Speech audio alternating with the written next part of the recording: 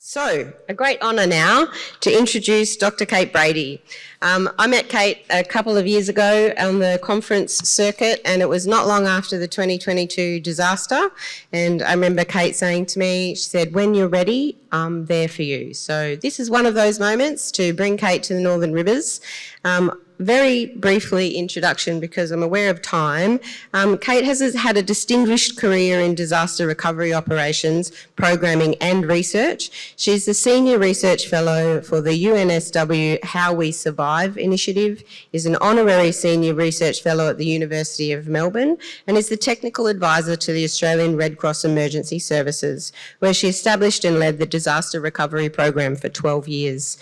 Most of Kate's work focuses on what people find helpful and unhelpful after disasters. Throughout her career, she has had a significant influence on state and national emergency management policy. She has an international profile in collective trauma, resilience, and disaster recovery frameworks. No, I skipped a sentence. Kate, she's the co-author of the Australian Disaster Recovery Framework, the Australian Community Recovery Handbook, and was an advisor in the development of the National Disaster Mental Health Framework. In 2021, she became the host for ABC's podcast After the Disaster, if you're looking for some listening material while you're getting about your day. I'm really pleased to introduce Kate to you. Sit back and absorb the information she's about to provide. Welcome, Kate.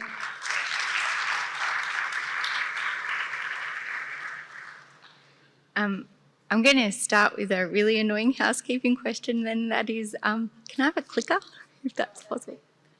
There you go. Thank you. Thank you so much for having me. I'd like to acknowledge the traditional custodians of the lands that we're on, and pay my respects to elders past and present, and to thank Uncle Mick and those amazing speakers that started today for us. And I want to thank you all for being here today, because I know it is so incredibly difficult in the roles that you're in to be able to find big blocks of time to block out in your calendars, but most importantly, to be able to change the pace. I'm sure that most of you work in roles where you are frenetic most days of the week and you are trying to jam 100 tasks into 10 slots. And so I'd really encourage you, if you have the chance to not be doing 2 jobs today, like over the next couple of days, try and give your brains a break. I'm sure you're very tired, but thank you for making the time to get here. It is really difficult but very worthy work that you are all involved in, and I wanted to start with a massive congratulations for everything that you've been able to do so far. I think so often when we're in these roles, we focus on all the things that haven't got done yet, or all the things that are outstanding, or the things that aren't working, and it can become very difficult to find time to celebrate the things that we actually have achieved. So yeah, I'll give you all a round of applause for that. Now, Ellie gave me, frankly, an enormous shopping list of things that she would like me to cover today, and I'm going to do my very best. I'm a very fast speaker, so we'll get through a lot of stuff. But what I've done is, on the first and last slides that I'm going to put up, they're the same thing, so don't worry if you miss it at the beginning.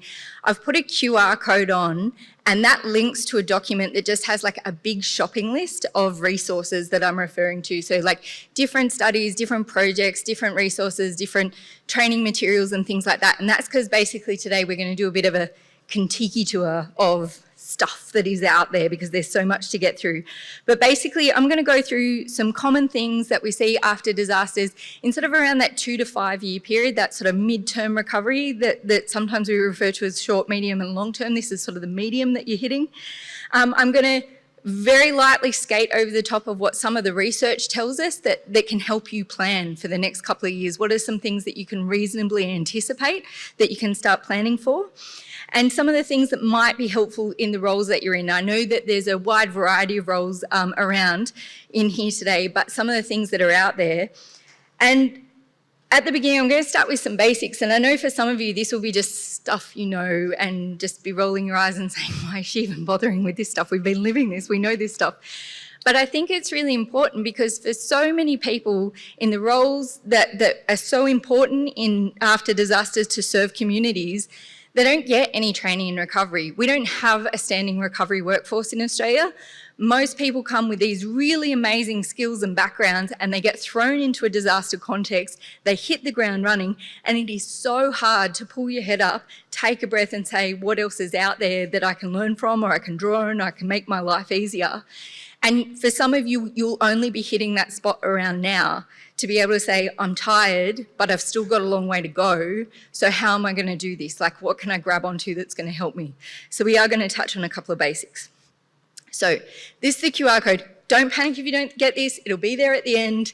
And I'm only doing this so you don't feel like you need to take photos of things or write notes, because we've got this big list here. So let's start with the basics. Disasters can affect every single part of our lives. They affect our brains. We know this, and a lot of you will be living this. We go through lots and lots of different things after these big stressors and these continued stressors. They affect our relationships, our interpersonal relationships, our friends, our families, our colleagues, the people who are our neighbours, the people who we have day-to-day interactions with. They affect how we have those relationships. They affect our ability to have pleasure and leisure, and that can be from a time perspective, a practical perspective, or even a prioritisation perspective. But it's really important. If we don't get pleasure and leisure, we miss out on a lot of things. They affect how our communities intersect with each other, how they connect with each other, how they plan for the future, how they get divided.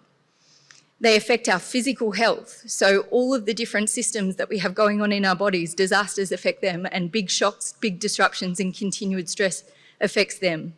They affect our homes and our sense of safety and our sense of place and our connection to place. And they affect our educations and our livelihoods and our ability to participate in these things in a way that we normally would. And these impacts don't stand alone in little silos, do they? We don't go, okay, well, we're going to deal with our physical health now and we'll get that done. And then we'll deal with our relationships and we'll get that done. And then I'll put some time aside for my brain and I'll get that done. And then I'll address work and education. They all land on us together and they intersect each other and they compound each other.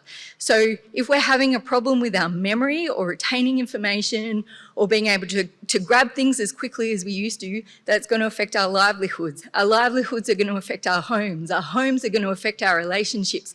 Our relationships are affecting our brain again. All of these things affect our health and how we're intersecting in the world.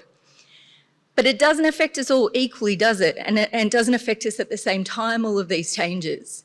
And part of this is because this broad complexity of things that we're dealing with before a big event happens. So sometimes I describe this as like, if you think about, those old-fashioned pokies where you used to like pull a handle and there'd be like 3 barrels that spun, as opposed to the ones now that I think have, 60 gazillion flashing things on them. So if you think about those barrels as being before, during and after, and you can have all these different combinations of things for people. So if we think about what's going on for people before a massive event happens, like you've all experienced, for some people, they are living their absolute best lives. It is the most robust phase of their life ever. Their relationships are kicking goals. They've never been happier in their work or their education. Life is going exactly how they want it to go. They're feeling safe, they're feeling secure, they're feeling energized. They've got these great reservoirs of buffers of whatever it is that they need, whether it's money or time or energy or love or whatever they've got. But for some people, it's not like that, right? Maybe you've just been diagnosed with a terminal illness. Maybe you are in the middle of an incredibly messy divorce. Maybe you've just been bereaved. Maybe you've been forcibly had to move somewhere that you didn't want to move to. Maybe you're experiencing systematic discrimination and can't get the access to the things you need. So we're not all starting off the day before the disaster happens at the same place. And then during the disaster, we don't experience it the same. So for some of us, going through a massive hazard event is basically a blip on the radar. It's something that we were quite worried about at the time, or maybe it was a big disruption in our lives at the time, but actually we got through it quite unscathed and we didn't really have any tangible effects to us, things that are going to bother us for a long time. It was a bad week or a bad day, or it was a stressful time, but actually fairly inconsequential in our life story. For others, though, this will be the most cataclysmic cleave in their life ever. It will be the thing that divides their life into before and after. It will be the most profound thing that they will go through. And all of that happens for a whole range of different reasons. And we know that there are different factors that affect different people in that. So things like, did you think that you were going to die? Did you think that a loved one was dead or was going to die? Were you injured?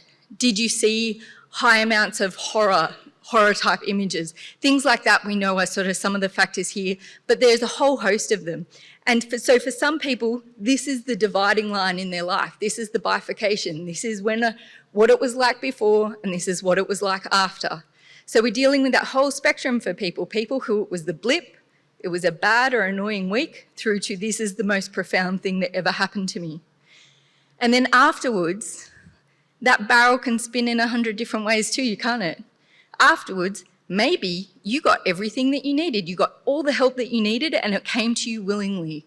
You felt really supported. You felt very confident you were going to get any help that you needed and would be able to help other people that needed it. Or maybe what came after was far worse for you than anything that happened during the during. Maybe the after bit is the disaster for you. Maybe that was the worst part.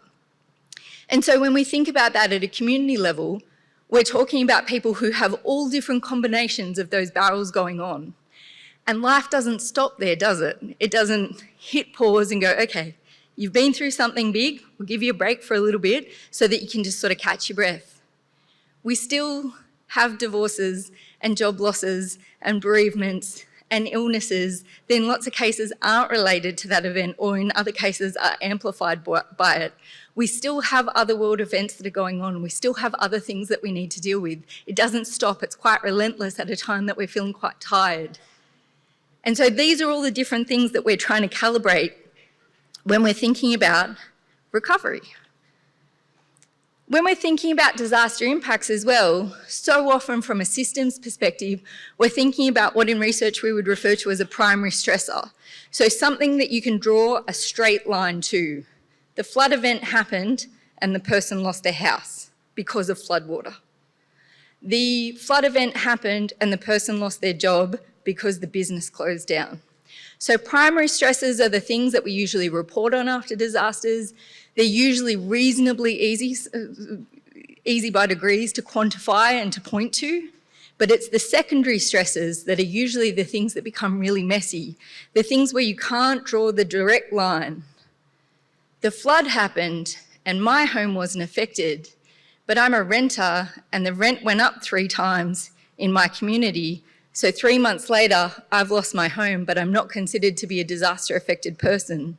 So I had to move another hour away, and now I can't afford the petrol to get to the job that was going really well, because I can't afford to, not only the petrol, but I can't pick my kids up from school on time if I go to that job. So now I've had to take a job in a different community, but my health service is still over there. And I can't get to the health service as regularly as I could. So I've skipped my medication a few times. So these things start becoming more and more complicated. We start getting a web of these factors. And sometimes the consequences of the impacts aren't immediate and they're not obvious, and it takes us a really long time to figure out how it is actually going to affect our lives. And we don't experience those changes together. So we start seeing a split in the pace that people are going through things. So Rob Gordon describes this, sometimes you might have heard him talk about, if we all started off on a race on the day of a disaster event, even though we know that truthfully we would be staggered behind the start line, we start running it at different rates, right? And 2 years on, we're in really different places, and those places will start widening out from here on in. They're already wide, but they're going to start widening out further. And so that means that even if we go through something together, the consequences are different for us, the decisions that we have to make are different, and the outcomes can be different. And so if we are trying to work to support people at a community level, that makes it really hard. It's really, really hard because there's all these different needs going on. So if we're thinking about recovery and we think about, well, what even is recovery?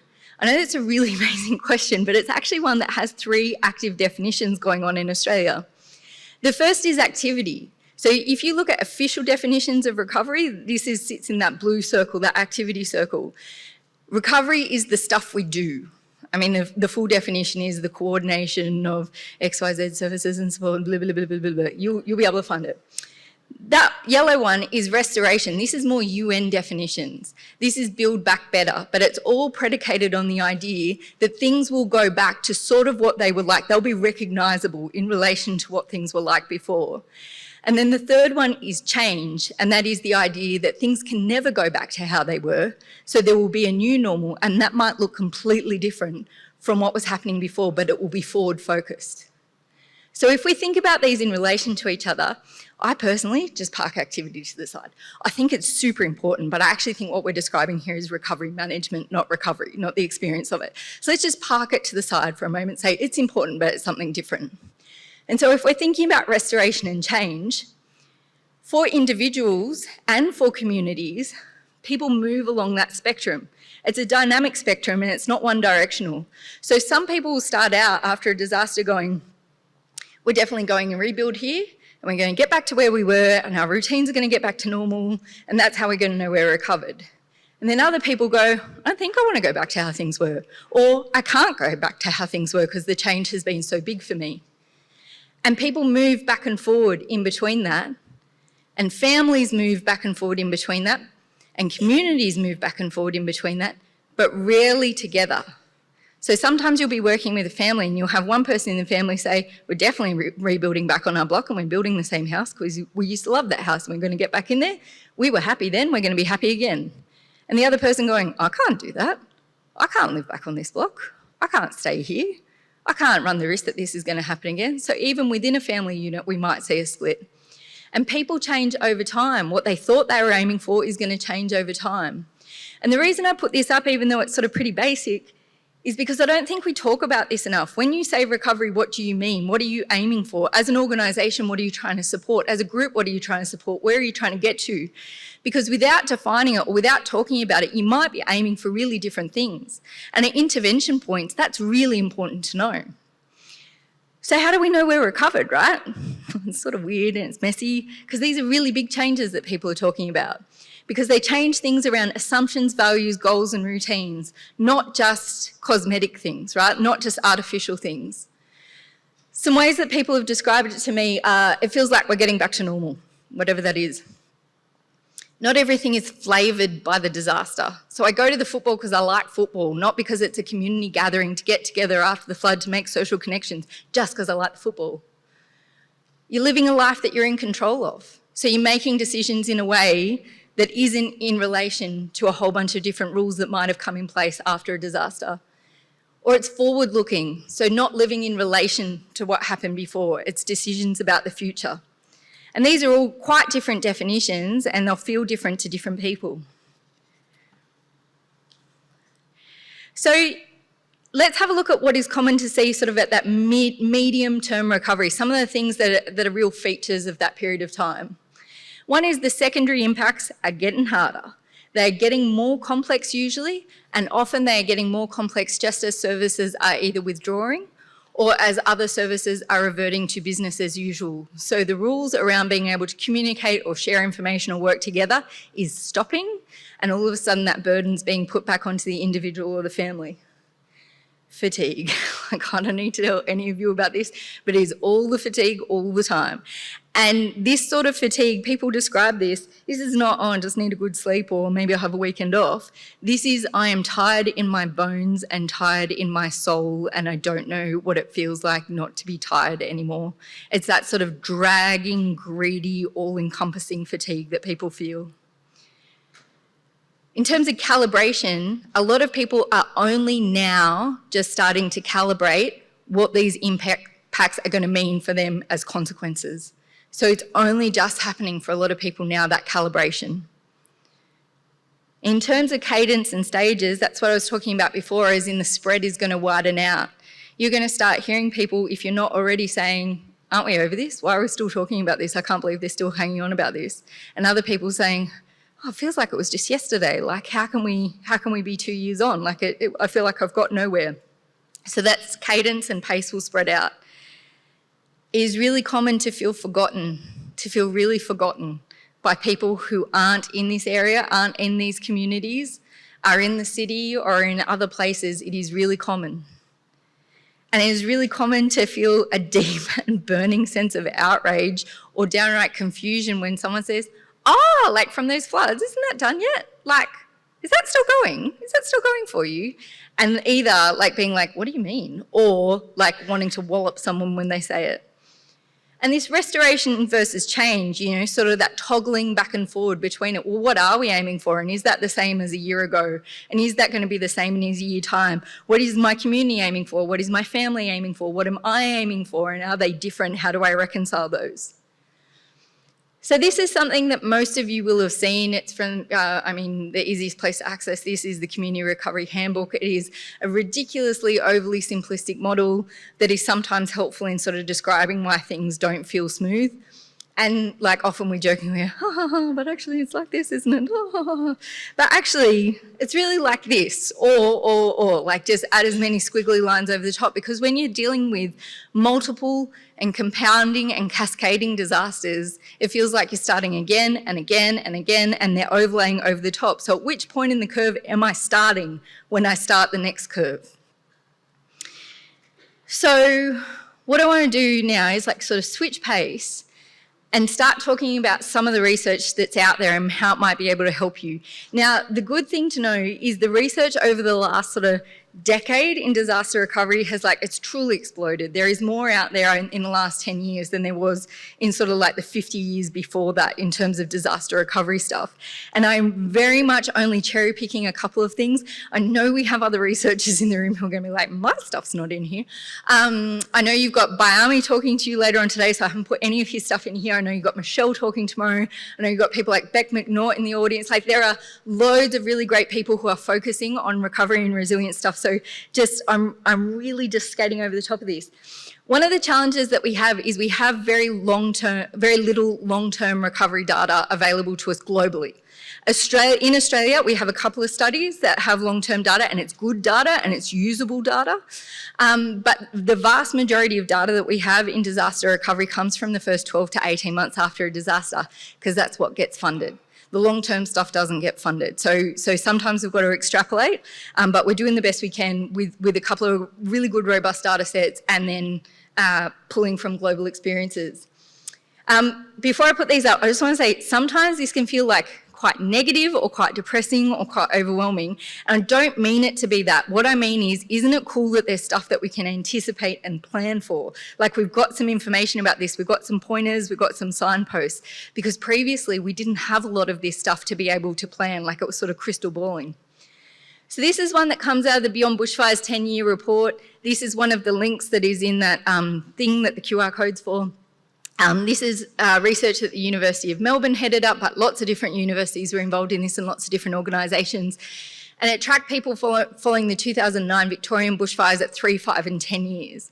And so when people are asked at 10 years who feels recovered, this is what the story was. And one of the things around this that I think is really helpful is it means that we shouldn't be surprised when things are taking a long time. It's okay, that's normal. Even though it can feel like when you're in the middle of an event or recovering from an event, it can feel like you're pioneers. No one has ever had to do this in the exact same way we have before, and that's true, but other people have had to do this in different settings, different circumstances, but there's stuff we can pull from.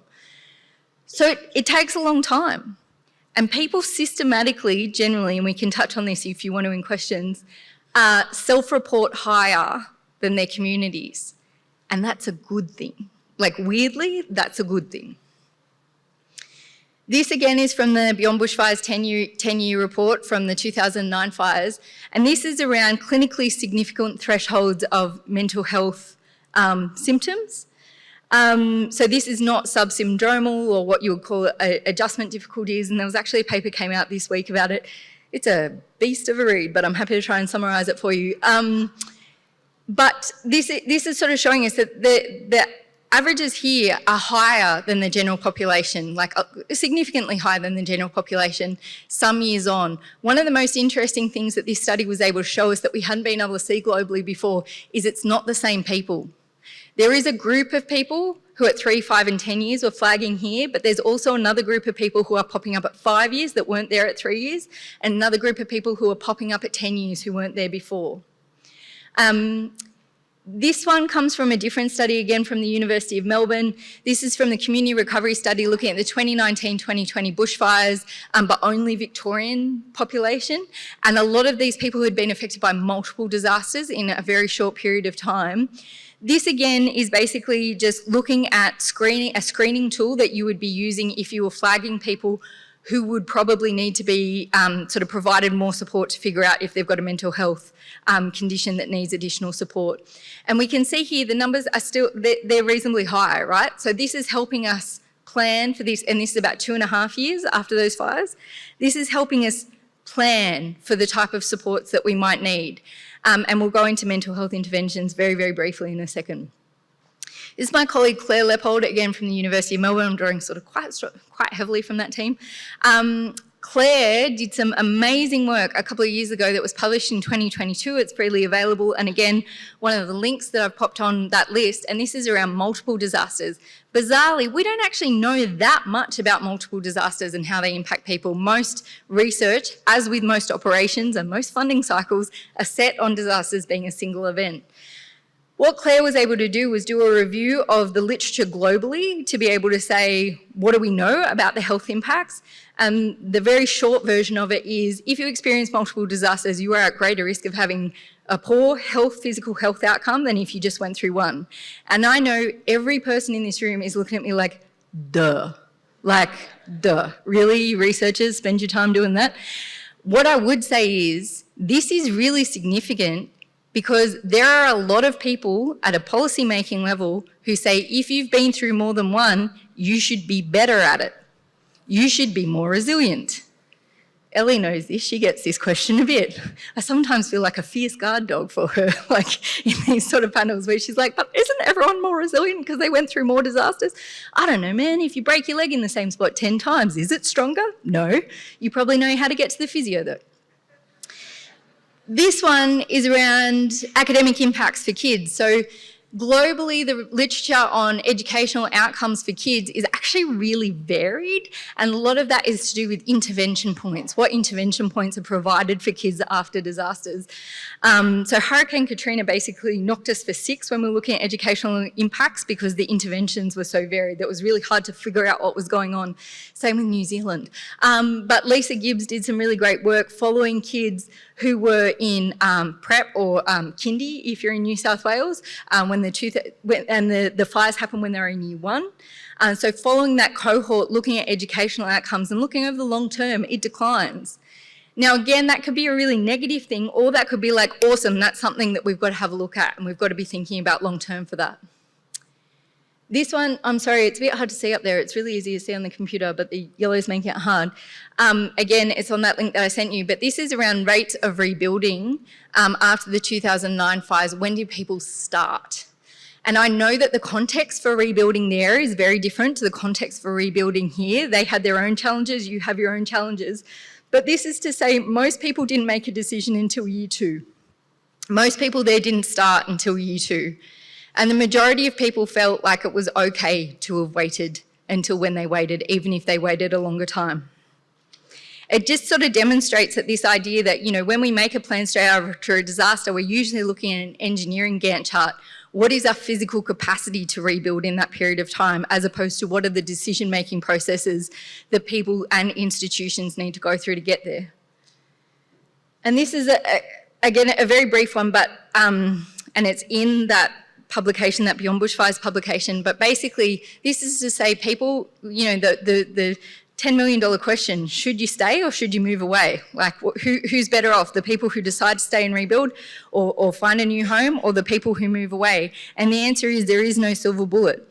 People who moved away after the 2009 Victorian bushfires were more likely to have had higher levels of trackable impacts, and they were likely to have feel like they had benefited from not having the day-to-day stresses of having roadblocks and constant construction, and being able to access schools that were going really well, and being able to go to the grocery, get their groceries and fuel and all the rest of it, but also felt like they didn't have a community who really understood it, and so they couldn't talk through it constantly. Whereas the people who stayed felt this great sense of community and like they were able to process it together, but the burden of having to be around all the stuff all the time, all the disruptions all the time really took its toll. So there's no right way. And this is the last slide I'll put up with an image on it. But this comes from that community recovery study, so 2019, 2020 bushfires. And this is looking at life satisfaction ratings, individuals versus communities. And one of the awesome things that this can tell us is that even though the majority of these participants, almost all of them, had experienced multiple disasters in that decade, they still saw that period as being a blip on the radar. They were still quite optimistic that things would be able to get better. And again, we can see that self-rating difference. Daniel Aldridge, some of you will be across Daniel's work. So social capital research has sort of like exploded over the last decade in relation to the disasters, and it's super helpful. It's an old concept, but it's getting constantly refined, which is awesome. I just put Daniel up there. A lot of people do this sort of work, but he's one of the people who's sort of best known for it, and he comes to Australia a lot, and he's got lots of video presentations you can watch, which is really, really helpful. If you are not a math person, don't read his method sections because they'll freak you out. Like just watch his videos. They're much easier to understand.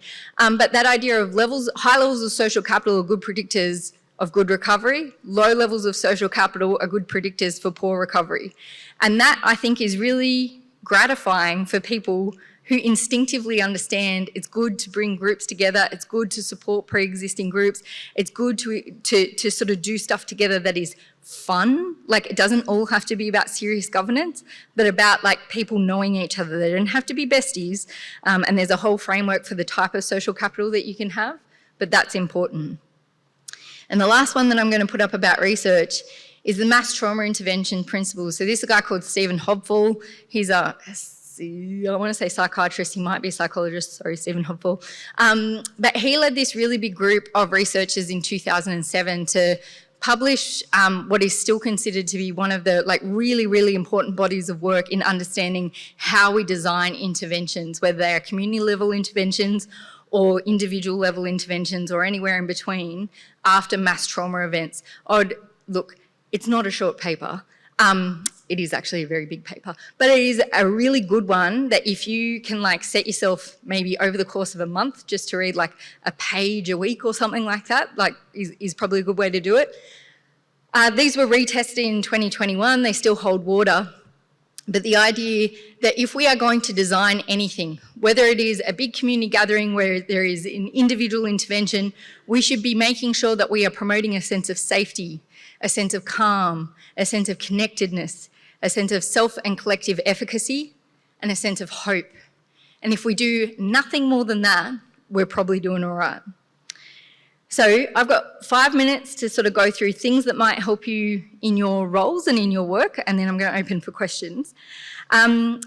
Again, this is very much just the Kentucky tour of what's out there. And the most common complaint I've had probably over the last 3 years is, there's too much stuff. There's too much stuff out there. How do I access all this stuff? How do I find all this stuff? How do I curate this stuff? How do I navigate it? And you know what my response is, spectacularly unhelpfully? Yay! Because when I first started in disaster recovery, there was sweet FA out there for people to be able to access, and most of the time it was Kate driving in a car crying. So there's lots more stuff out there now that can help guide our work, and yes, it is messy to navigate, but it is really good that this stuff is out there. The first is 3 very official documents. I am a little bit critical of all 3 of these, and that's okay because I was one of the people who was involved in writing them, so you're allowed to, shit on your own work. But basically, the Australian Disaster Recovery Framework was released in 2022. It is the first time we have had one in Australia, which is weird. It is very light touch, is basically what I would say. It could have gone deeper. It didn't go deeper. That's okay. But I think the importance of having it established in the first instance is that we can build on it.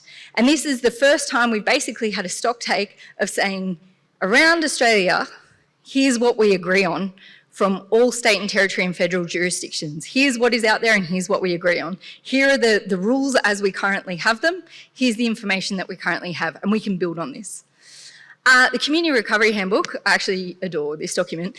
I would like it to be meatier and deeper and sort of chunkier, but it is already, if you have the physical copy, like it lands on your desk like a thud, like it's like a phone book already landing on your desk.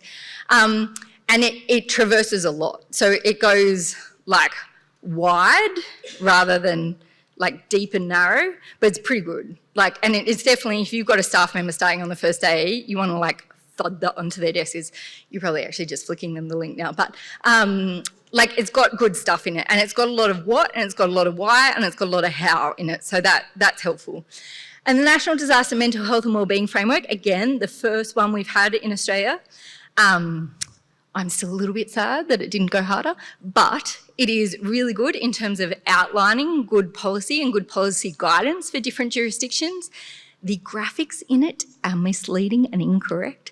Ignore the graphics. I've personally offered to personally pay to get those graphics changed because that irritates me so much, but it hasn't happened yet.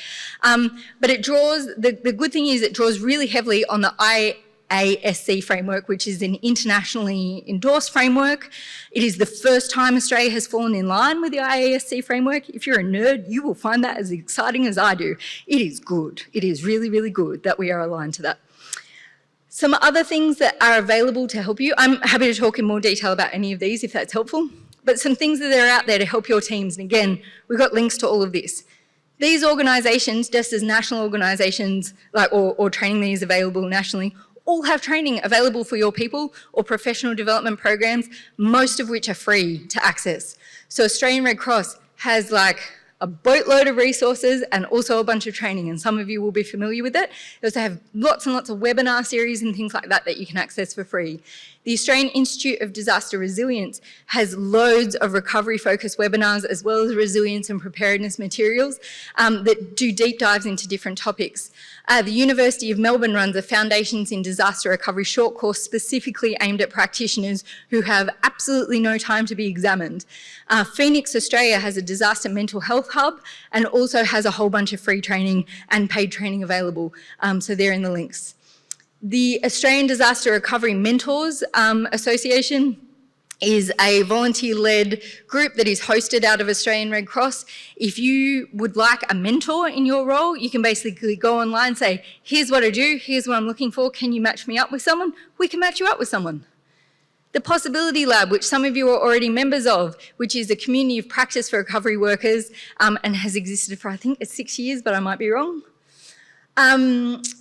Natural Hazards Research Australia, which has a whole bunch of research on it, but I was just going to say, generally, hands up in the room who are researchers. We've got a couple, they cluster. Now, don't be offended when I say this, researchers, because I am one, I say this with love. We are like vampires. We need to be asked to come into your homes, basically, but we want to be there, right? Like, researchers love nothing more than talking about their work.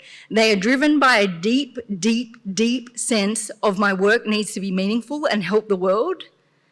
But the constraints that we're under in terms of the way that we put things out are like, they're weird for the real world. Call your researchers and say, we need to talk to you about the thing that you did. Or can you explain this thing to us? Or you wrote this thing and I don't get it. Or we want to focus on this thing. We think you've done some work. They will be so happy to hear from you. Quite often from practitioners, I hear oh, well, I don't know. I don't want to call that professor. They're a bit scary. Researchers, we're like snakes. Like we are more scared of you than you are of us. Like you just got a call. We will come running, usually. Oh my God, someone read my stuff? Like, this is amazing. Call your researchers. So the one that I put up here, this is work that Mel Taylor has done. She's got webinars on there. Chances are she's been out to come and talk to you about this. Action-based researchers, a little bit different. We love hanging out with people. But most researchers, terrified. Invite us. We'll come. We'll talk to you about anything. I'm going to end that here. Bad formatting, Kate. That is my email address if you need it, or you can stalk me online like a normal person. But I am happy to answer any questions that you might have. We have 10 minutes, Jenny is telling me, to answer any questions.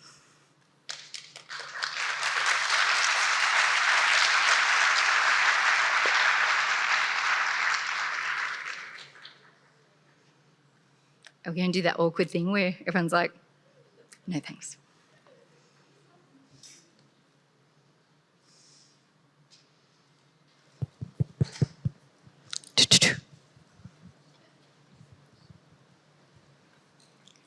Thank you, Kate. Nice to meet you in the bathroom earlier. Didn't know you were the keynote speaker. I have very thick hair and it is still wet from my shower this morning. I was looking for a hairdryer to stick my head onto, but they've got those fancy... My question is about the way in which anger and conflict is manifest after disaster. Yes. So I live on the South Coast and I know that from my own community. Yes. And I'm just wondering what the research says about that, because it's so destructive. It is. Of recovery. It is. And it's a manifestation of trauma. So it is. How do we do the stuff on it, right? Tell us the answer. Luckily or unluckily, you are in luck. There is some really awesome research that has come out over the last 4 years, I would say, and I'm really happy to send it to you directly, around the role of anger in recovery. So you're right, anger is a manifestation of trauma, but also we get angry because things are really frustrating sometimes. Like some of the things that happen after a disaster are nonsensical and weird and difficult, and being angry is a completely reasonable and normal reaction to have. Is very challenging from a service provider perspective though. So one of the things that we know about anger that has come out of that research, so a lot of that has come out of the 2009 Victorian bushfire data, and you wouldn't be looking for, if you're like Googling, but as I say, I can send it out if you'd like, David Forbes, who is the director of Phoenix Australia, has led a bunch of this research. And basically that it's a really good predictor of poor mental health outcomes further down the line, even if the person who is feeling really angry at the time isn't experiencing poor mental health. It's a good predictor of compounding stresses further down the line. So in terms of anger, yes, it is a manifestation of trauma, so that is one thing to sort of try and support people on.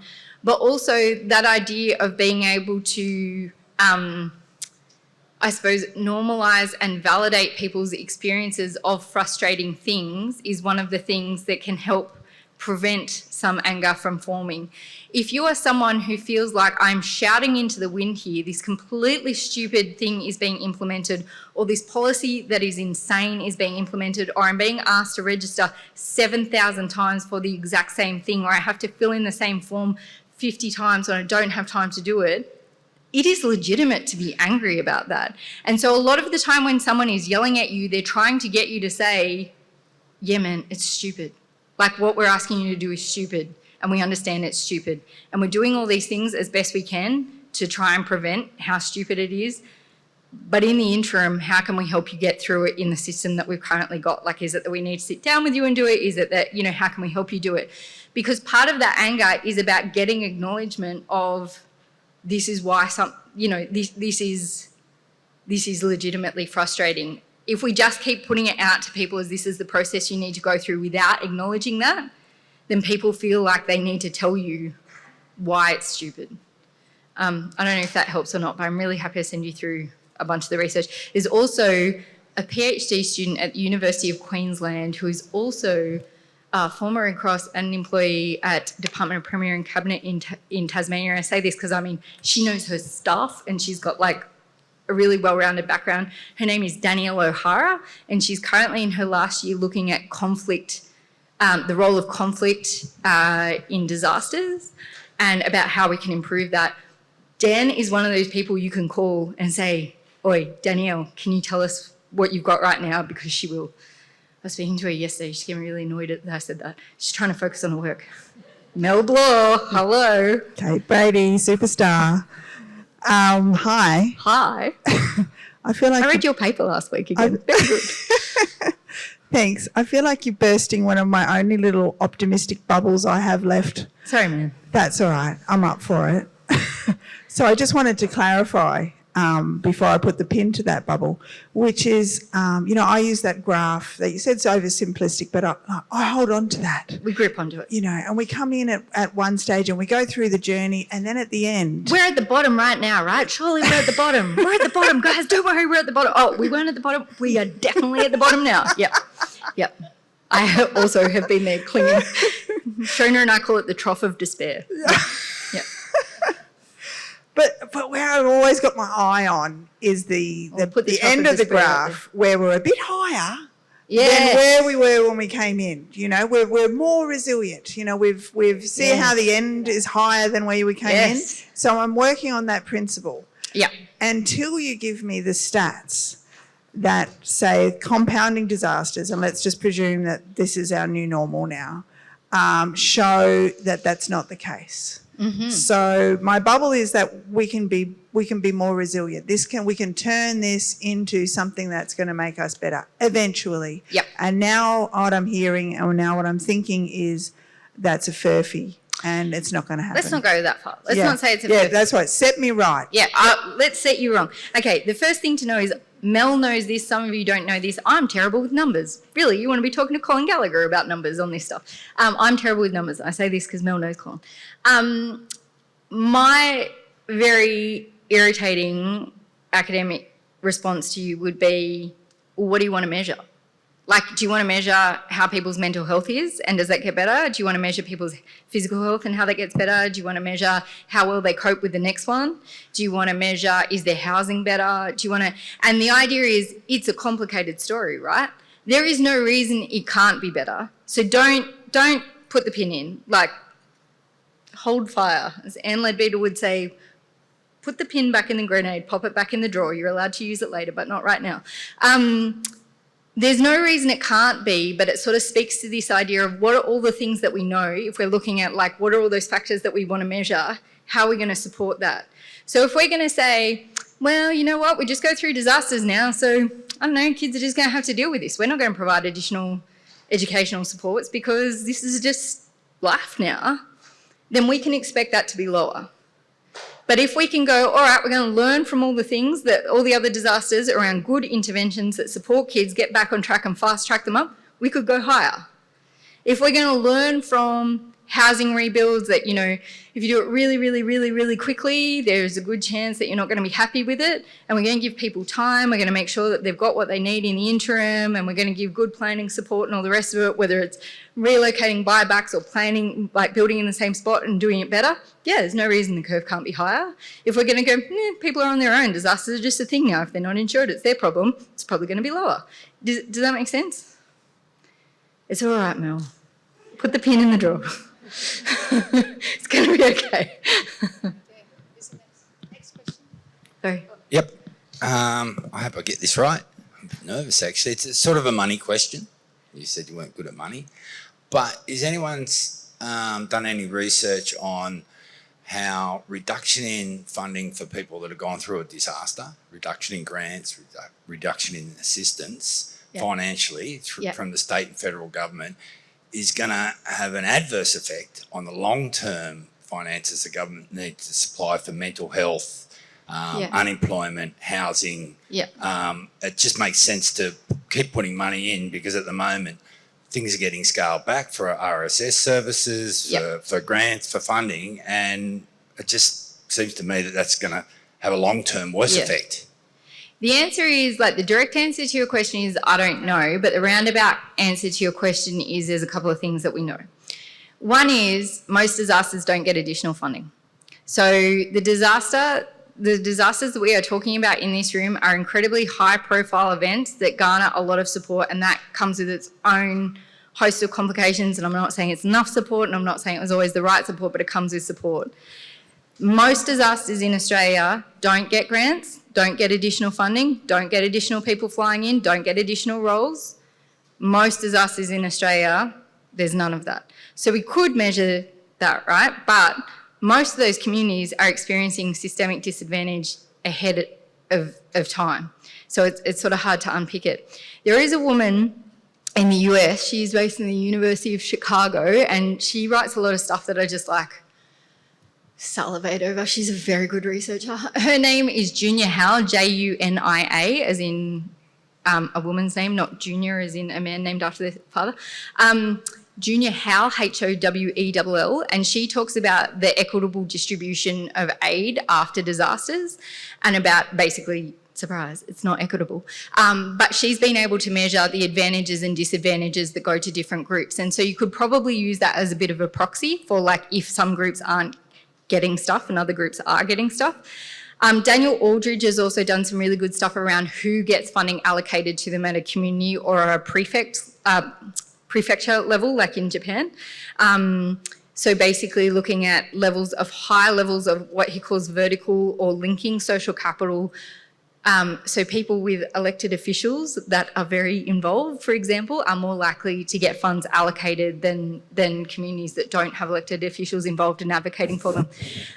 So there are lots of examples of where there is funding and grant disparity, but I am not aware of where there's been half the group got the money and half the group didn't get the money or anything like that. I don't know if that's helpful to you at all. Read Junior House stuff though anyway, because she's amazing. I'm getting 2 minutes from Jenny. I reckon that's like 1 or 2 more questions. I'm happy to talk to you about that in the break or whatever, if that's helpful. Hi, Kate. It's Hello. Sarah. Just wondering, in this climate change world that we're living in, the new normal is cascading disasters. Yep. Is the term recovery misleading, redundant? Could you Yeah. speak to that? Yeah. I'm sighing because I have this little lot, is recovery dead? Is the concept of recovery dead? On my bad days, I think, yeah, it is. And on my good days, I think, nah, it's not. And the reason I could argue pretty comprehensively either way, that if you're going to look at rolling and cascading disasters, sometimes I think about it. I have a very dear friend who has remittent recurring MS, and when they go through an attack in MS, they recover from it, but they only ever recover 90% of the function maximum. And then they have another attack and they're working on 90% of that 90%, if that makes sense. And so it sort of gets slowly whittled. And on my bad days, that's where I sit. And I think if we don't change stuff, that's where we're at. And on my good days, I think about, say, for example, the disaster recovery workforce in Australia and how that has changed over the last decade. When I first started, I know I sound like a massive dinosaur telling war stories and I hate those people usually, but just indulge me for a second. When I first started in disaster recovery, it was after the 2009 fires. I've just had my 15th anniversary, yay to me. I was told a number of times with very waggly fingers, listen here, girly, if it takes longer than 6 months, you're doing something wrong. We had 2 years worth of funding and that was phenomenal. Globally, that was phenomenal, except for the Indian Ocean tsunami, September 11, Hurricane Katrina. It was mind-blowing, the idea of that. We were told that we were overcomplicating things at a year point if we were pointing out that people still had issues, because they probably had those issues anyway. It's not a disaster issue. And I think if anyone in a room stood up and said that now, they would be laughed out of town or sat down and given a cup of tea, probably, actually. People would say, you are finding this really hard and it's clear that you're delusional or in denial and you need some help. So I think, if I think about that, on those good days, I think, well, of course it's worth pursuing, and of course it's something that we're now more mindful of, and of course it's something that we can connect more, because these things aren't new, right? If you think back to, Tasmanian fires that happened, 55 years ago, it wasn't that people didn't have these problems that they were dealing with, it was that it didn't get discussed and it didn't get tracked and it didn't get supported. So it's a good question, it depends on the day you get me, but I reckon for the most part, yeah, it is still worth pursuing and it is still doable, as long as what we're thinking about as recovery is clear for us. Are we going back to how things were? Probably not. But are we going to be able to be future forward, future facing and looking away from the disaster? Yeah, I think we probably can. That's me. Jenny is telling me I'm in trouble. Oh, one more. Hello, my name is Ross Lehman. I'm getting disillusioned and disappointed by the fact that the submissions I've made, I believe, are not being listened to. And I'm making submissions about changing the environment to 200 years' time. Yes. Think future, not now. Yes. But I don't believe I'm being listened to. That's fair enough. And so what do you do about research in that area? I think I've got about 20 seconds to answer what is a very complicated question here. My short answer to you is there is somewhere to submit it to now. And so that is an improvement in and of itself. If we go back 20 years ago, there wasn't somewhere to tell these complaints to. I think you're right. I think if we don't take a whole of ecosystem approach, we're never, ever, ever going to be able to address any of these issues. I think was going to say, I think we're further than where we were. I don't know if that's true. This is a very complicated question. I'm sorry you're feeling so disappointed and frustrated, though. I think that's me. Yes, Jenny's saying, go away, Kate. Okay, yes, I will go away. Thank you.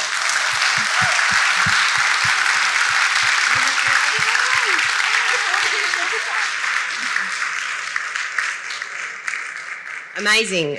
What an amazing opportunity for all of us to get so much insight, so many amazing links with the QR code that we don't have up, but hopefully you got it at the beginning. So look, one of the things I really want to say to you right here off the back of that, I've been working in disaster recovery for 7 years, and the thing that Kate said at the beginning about not having time to do the reading that is out there is really, really, really true. So take some time, yeah? I often think about our work in a quadrant. We have urgent, important work, and we spend a lot of time addressing that urgent, important work. But there's another quadrant which is not urgent, important work. And getting better at this stuff, understanding the literature, increasing our capacity and our knowledge is really not urgent, but super important work. We have an emerging workforce here in the Northern Rivers of disaster recovery experts. You are all experts. So let's build that capacity and let's learn from the experience that we have had here together in the Northern Rivers. Let's become experts together. So thank you, Kate, for all of those ways that we can become experts.